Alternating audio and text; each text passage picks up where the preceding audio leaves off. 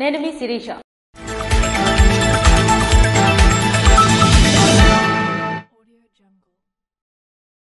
నియోజకవర్గాల అభివృద్ధి ప్రణాళికలు తయారు చేయాలని జిల్లా కలెక్టర్ స్వప్నిల్ దినకర్ అధికారులను ఆదేశించారు.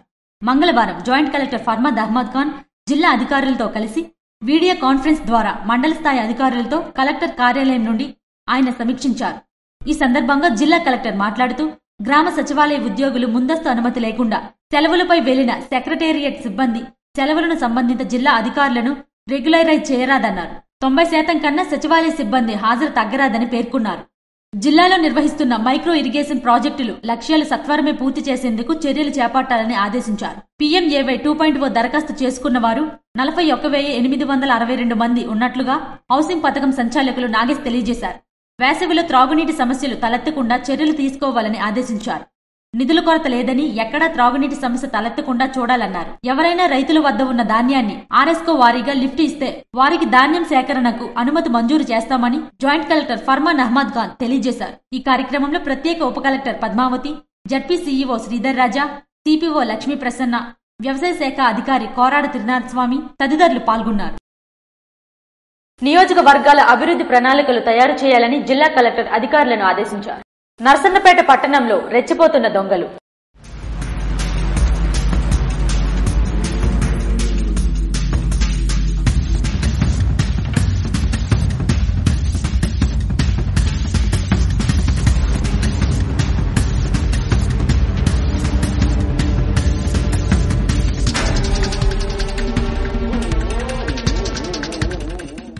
శ్రీకాకుళం జిల్లా నర్సన్నపేట మండలం శ్రీనివాస్ నగర్ లో గురువారం ఓ ఇంట్లో చోరీ జరిగింది. కుటుంబంతో సహా తీర్థయాత్రలకు వెళ్లిన ఇంట్లో చోరీ స్థానికులు గమనించి పోలీస్ స్టేషన్ కు సమాచారం అందివ్వటంతో ఘటనా స్థలానికి చేరుకున్న నర్సన్నపేట పోలీసులు సిఐ శ్రీనివాసరావు, ఎస్ఐ దుర్గాప్రసాద్ బీరువాను బద్దలుగొట్టి వస్తువులు అపహరణ చేశారని స్థానికులు తెలుపగా ఇంటి యజమానికి ఫోన్లో వివరాలు అడిగి తెలుసుకున్న పోలీసులు ఈ మేరకు యజమాని 2 తులాల బంగారము, 20,000 నగదు బీరువాలో ఉన్నట్టు పోలీసులకు తెలిపారు.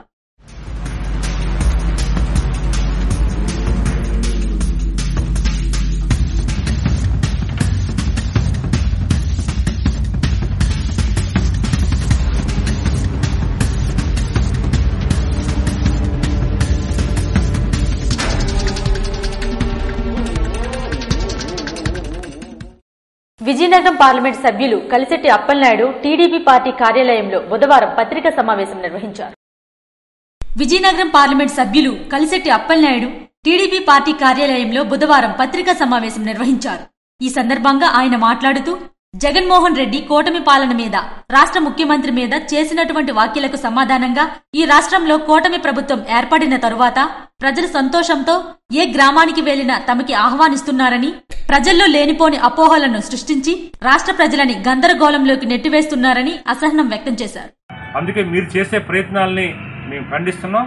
100% ఈరోజు ప్రజాప్రభుత్వం ముందొస్తుంది, అన్ని వర్గాల్ని అద్భుతంగా సాటిస్ఫై చేస్తుంది. 8 మాసాల్లోనే అద్భుతమైన ఫలితాలు ఇచ్చిన ప్రభుత్వంగా మేము ప్రజలు కోరుకుంటున్నారు, ప్రజలు అభినందిస్తున్నారు, మాకు గౌరవిస్తున్నారు. మేము గ్రామాలు వెళ్తుంటే ఈరోజు చాలా మంది ముందుకు వచ్చి స్వాగతం పలుకుతున్నారంటే కేవలం ప్రభుత్వ పనితీరు వల్ల ఇది జరుగుతుందని ఈ సందర్భంగా తెలియజేసుకుంటున్నాం.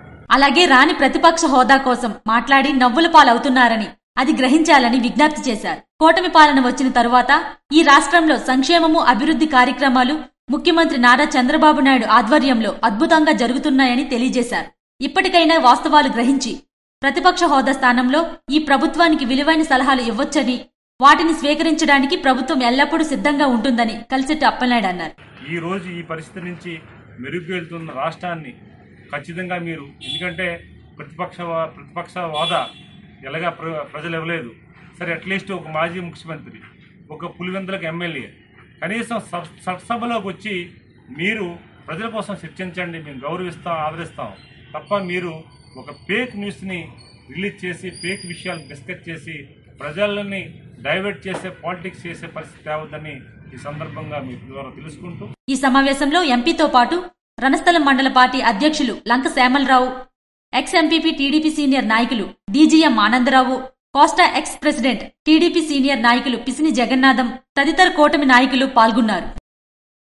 కవిటి మండలం కళ్యాణి ఇంగ్లీష్ మీడియం స్కూల్లో గత వారం రోజులుగా నిర్వహిస్తున్న సైన్స్ డే వారోత్సవాల్లో గెలుపొందిన వారికి బహుమతులు ప్రదానం చేశారు. కవిటి మండలం కళ్యాణి ఇంగ్లీష్ మీడియం స్కూల్లో గత వారం రోజులుగా నిర్వహిస్తున్న సైన్స్ డే వారోత్సవాల్లో భాగంగా నిర్వహించినటువంటి వివిధ కార్యక్రమాలకు బహుమతి ప్రదానోత్సవానికి ముఖ్య అతిథిగా కళ్యాణి విద్యా సంస్థల కరెస్పాండెంట్ లోల రాజేష్ పాల్గొని విద్యార్థులకు బహుమతులు అందజేశారు.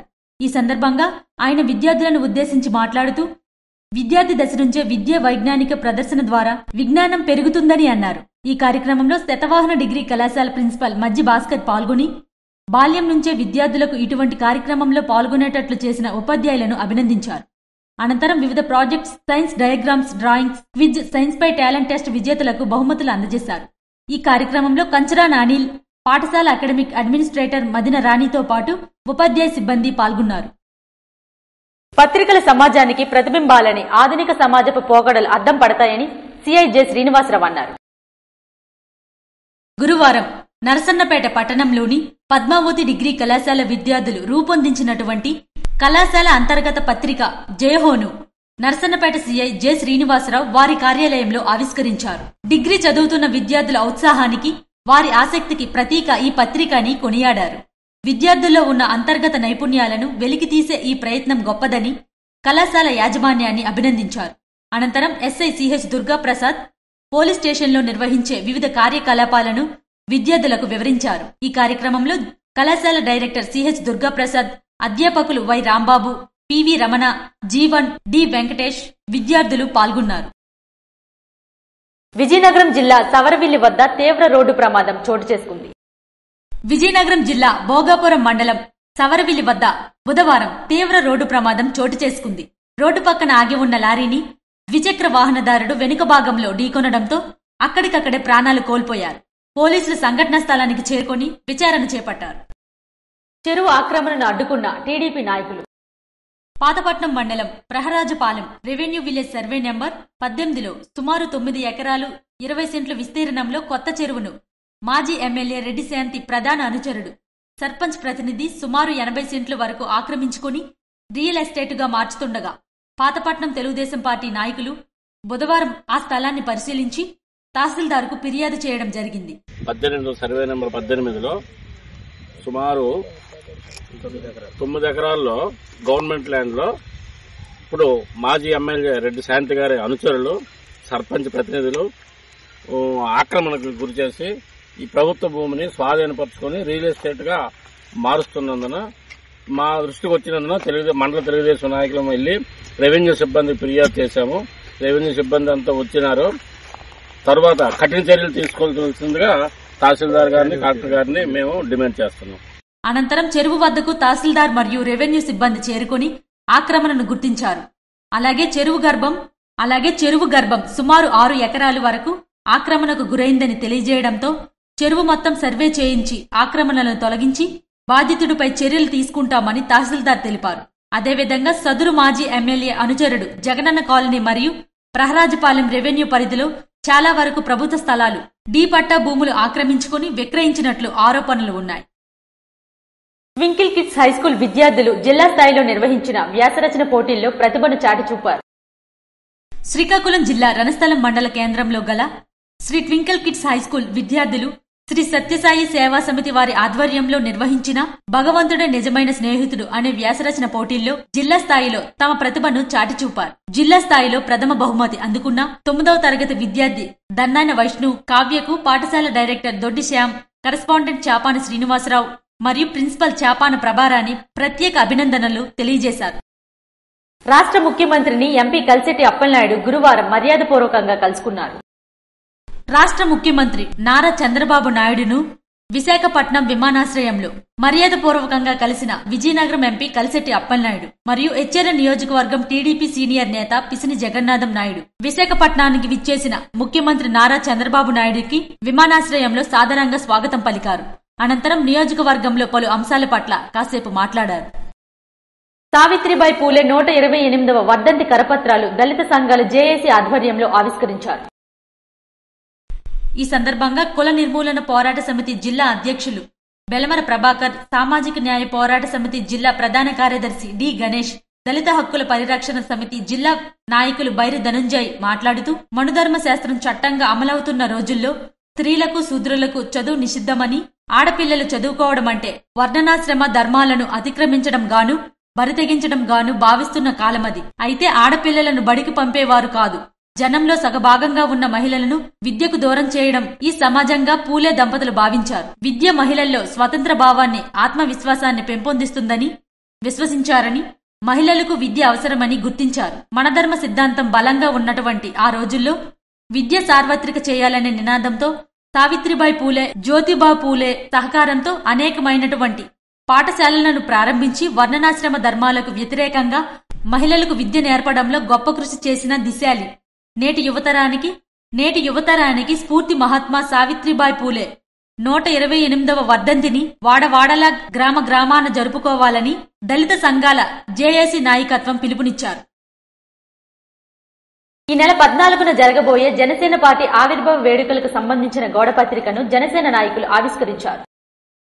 శ్రీకాకుళం జిల్లా రణస్థలం మండల కేంద్రంలో గురువారం జనసేన నాయకులు ఏర్పాటు చేసిన విలేకరుల సమావేశంలో పార్టీ నాయకులు మాట్లాడుతూ వైసీపీ అధినేత తమ నాయకునిపై మాట్లాడిన వ్యాఖ్యలను తీవ్రంగా ఖండిస్తూ బెయిల్కి ఎక్కువ జైలుకి తక్కువ అంటూ విరుచుకుపడ్డారు.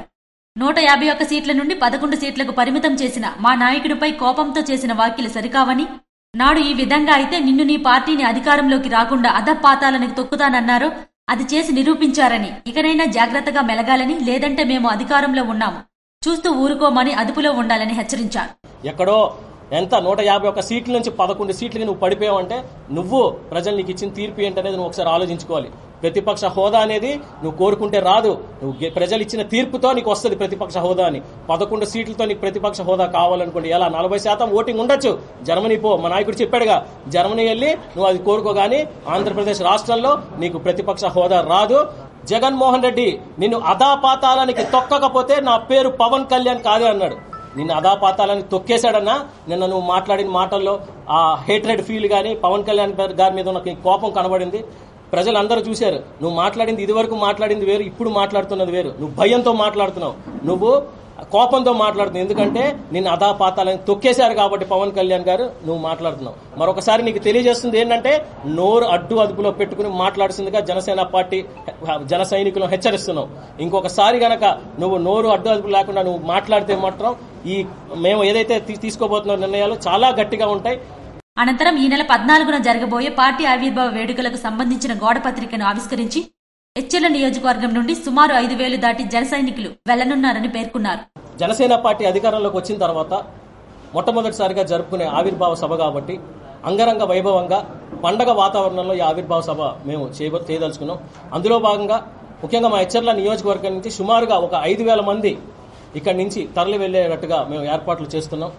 ఈ అధికారంలోకి వచ్చిన తర్వాత మొట్టమొదటి సభ కాబట్టి మా నుంచి పవన్ కళ్యాణ్ గారికి కూడా మేము ఈ వెంట అంటే రోజు రోజుకి ఇంకా జన సైనికులు పెరుగుతున్నారని చూపించుకునే దిశగా మేము అడుగులు వేయాలని, ఈ క్యాడర్ని పెంచుకునే దిశగా మేము ముందుకు వెళ్లాలని మేము అడుగులు వేసుకుంటూ ముఖ్యంగా మీకు రాబోయే ఈ ఆవిర్భావ సభని సక్సెస్ చేయాలని మేమందరం ఒక సంకల్పంతో ముందుకు నడుచుకుంటూ వెళ్తున్నాం. ఈ కార్యక్రమం ఎచ్చెర్ల నియోజకవర్గ జనసేన ఇన్ఛార్జ్ విశ్వక్షేణ ఆధ్వర్యంలో జరిగింది. ఈ కార్యక్రమంలో జిల్లా కార్యవర్గ సభ్యులు వడ్డాది శ్రీను, రణస్థలం మండల అధ్యక్షులు బసవ గోవిందరెడ్డి, జనసేన నాయకులు, వేర మహిళలు పాల్గొన్నారు.